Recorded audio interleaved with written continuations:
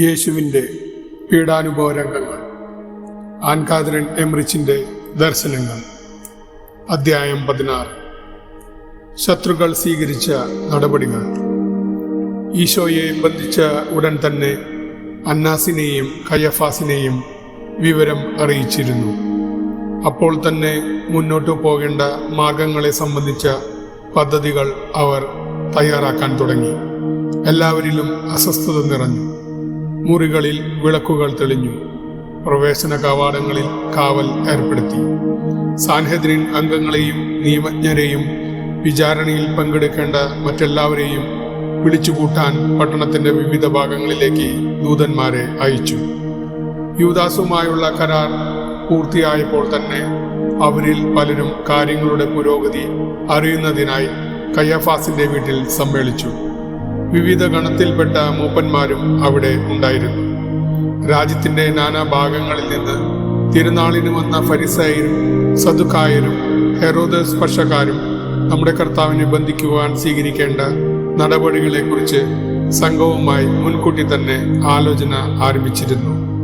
പ്രധാന പുരോഹിതന്മാർ യേശുവിൻ്റെ ഏറ്റവും കടുത്ത എതിരാളികളെ ആളയച്ചു വരുത്തി സാക്ഷികളെ വിളിച്ചുകൂട്ടാനും യേശുവിനെതിരെ കിട്ടാവുന്ന തെളിവുകളെല്ലാം ശേഖരിച്ച് സംഘത്തിന് മുമ്പിൽ അവതരിപ്പിക്കാനും ആവശ്യപ്പെട്ടു.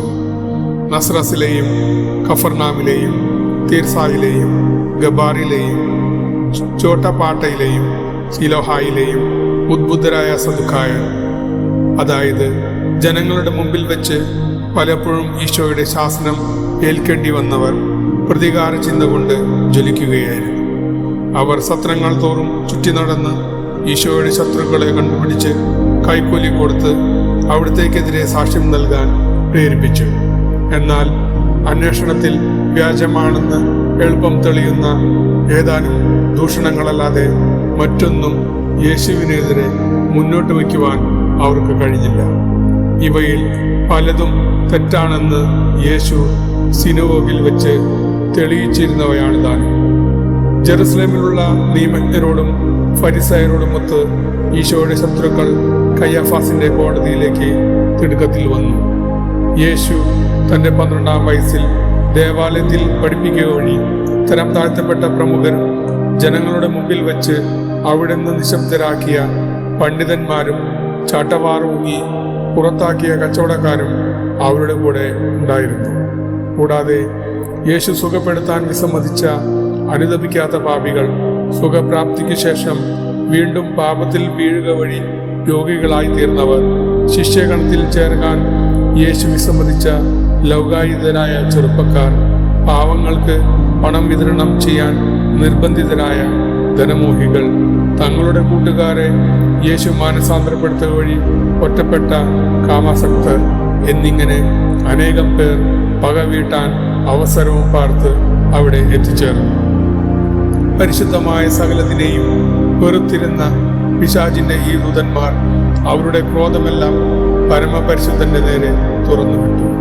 കയ്യഫാസിന്റെ അരമനയ്ക്ക് ചുറ്റും ഈശോയുടെ ശത്രുക്കൾ ഒത്തുകൂടി.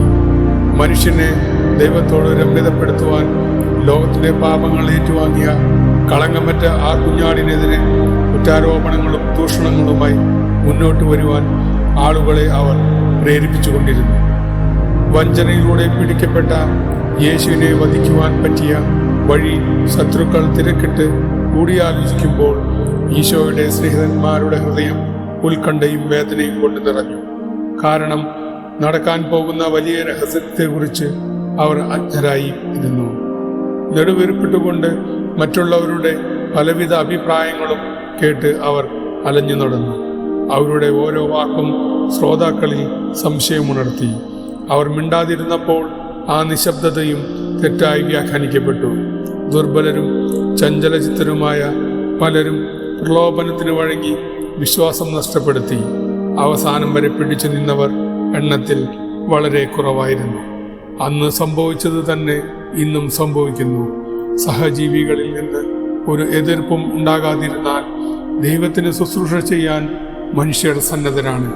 പക്ഷേ മറ്റുള്ളവരിൽ നിന്ന് അവജ്ഞയുണ്ടായാൽ കുരിശിനെ പറ്റിയും അവർ ലജ്ജിതരാകും.